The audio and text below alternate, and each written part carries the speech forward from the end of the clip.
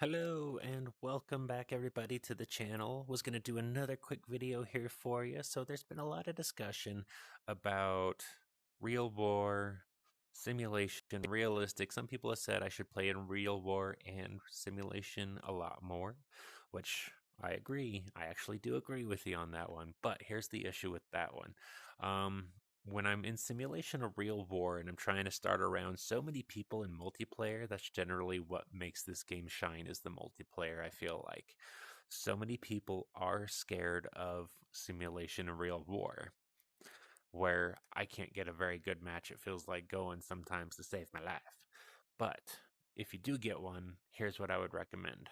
Now, back when I was doing realistic, you would see where I was talking about recommending the Bristol M1H is that one because it's got the dual guns on it. It flies around good. It's heavily armored. It's tough to take down. You don't need to add armor. Like you said in some other videos, don't add armor to your planes. It will slow them down, make them a pain to turn. It makes a huge difference. Don't armor them unless you really want to. That's your thing. But if you're doing multiplayer, I would highly recommend do not armor them. Now, when we're talking about simulation and real war, if you are in this class, I would probably say try your Sopwith triplane because that one is our light plane. It turns easily. It's got some great turning and climbing abilities, but it only has one gun on this class, which doesn't I don't like the one guns. I feel like it takes so much more effort to bring down a plane with the one gun, and you got to have a much further lead, I've noticed on airplanes, to be able to hit them. So what I would actually recommend if you're wanting to do simulation and real war is to go into central powers over here. Now, if you're going to be in central powers, this would be the class I would actually play simulation and real war with.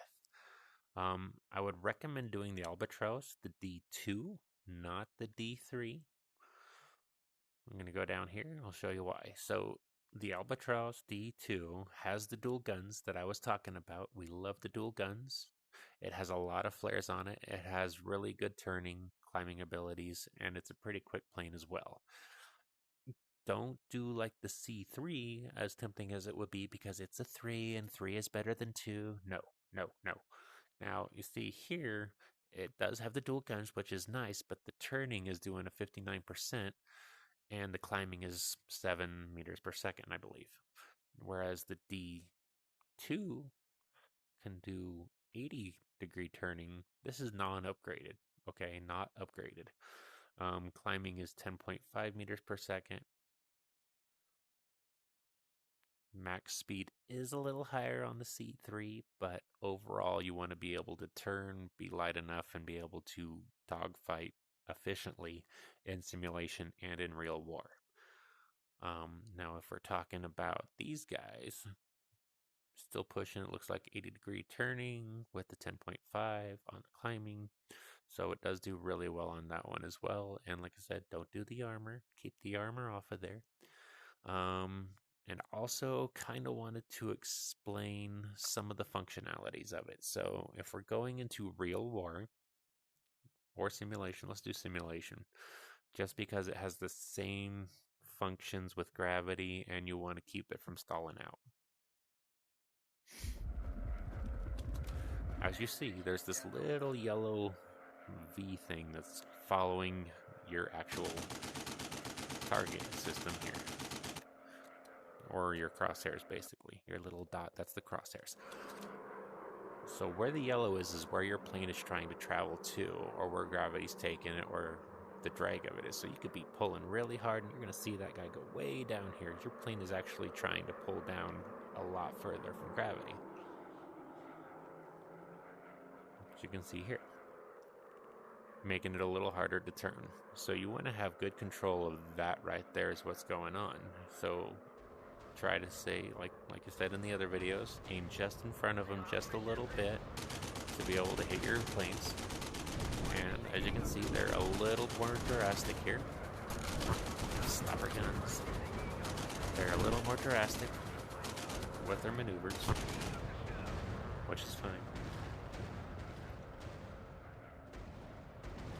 but that's really what you're trying to watch for. So if we pull back on the throttle, slow the plane down, you want to try to stay out of the red. Now, if you're like in realistic and you stop, your plane just stops.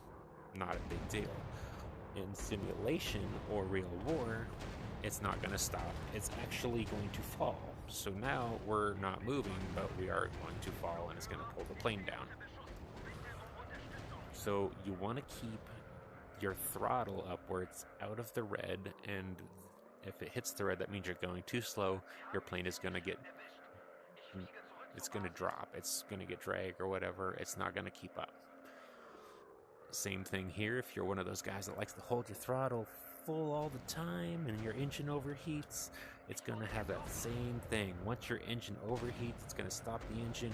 Your speed's going to go down. You're not going to have engine speed, and you're going to fall again. Now, you can use this to your advantage, okay? So in realistic, you pull this maneuver here, holding the throttle down. It's pretty similar to that right there.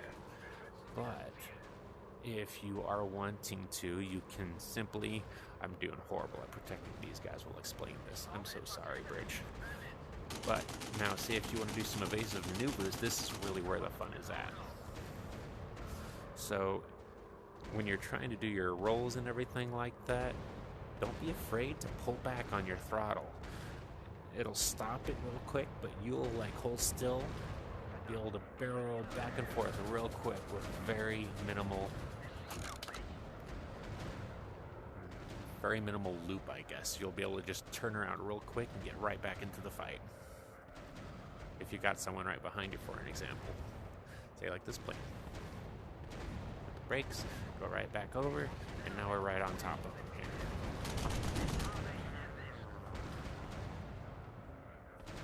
Versus you'd have to go the long way around if, say, you were doing realistic. That's some of the fun benefits to play around. I would recommend getting yourself into simulation or real war and practicing with your aircraft. Wow, it's just flying right through me. Not sure if I have much other hints on this one to give you, basically, but that's what I'd say. If you're going to do simulation real war, try out the Albatross 2, the D2 or whatever. Fast turning. I love the guns because it will rip them apart really quick. Make sure keep your throttle up, but don't burn up your engine like I am right now. Use your rudders a whole lot in this mode, because that's what's going to save you. See, I'm like barely falling down, but just keep an eye on your speed. That's what you get. Alright, well, hope you enjoyed the video. If there's any other questions, feel free to hit me up. I will try to watch and listen and help every way I can. But I think that's all I have for this one right now. Feel free to like, subscribe if you like the videos, and I will hope to catch you around. Thank you very much.